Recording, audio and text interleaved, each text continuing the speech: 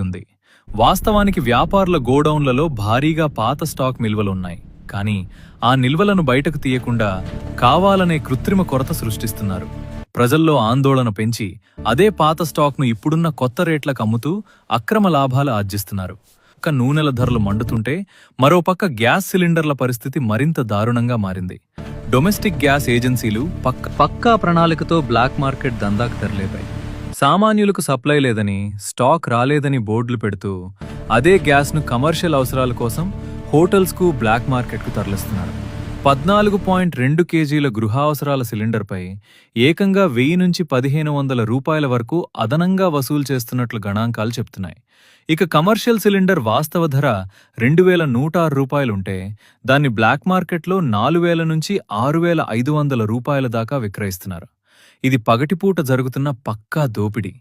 అంతర్జాతీయ పరిణామాలను సాకుగా చూపిస్తూ స్థానికంగా జనం జేబులు గుల్ల చేయడం ఏమాత్రం సమర్థనీయం కాదు.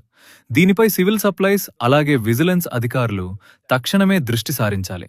అక్రమ నిల్వలు, బ్లాక్ మార్కెట్ దందాకు చెక్ పెట్టకపోతే సామాన్యుడి నడ్డి విరగడం ఖాయం. అధికారులు స్పందించి కఠిన చర్యలు తీసుకోవాల్సిన అవసరం ఎంతైనా ఉంది. ఈ బ్లాక్ మార్కెట్ దందాపై మీ అభిప్రాయాన్ని కామెంట్స్ రూపంలో తెలియజేయండి. మీ ప్రాంతంలో గ్యాస్, నూనెల ధరల పరిస్థితి ఎలా ఉందో పంచుకోండి. ప్రజల్లో అవగాహన కోసం ఈ వీడియోను ప్రతి ఒక్కరికీ షేర్ చేయండి.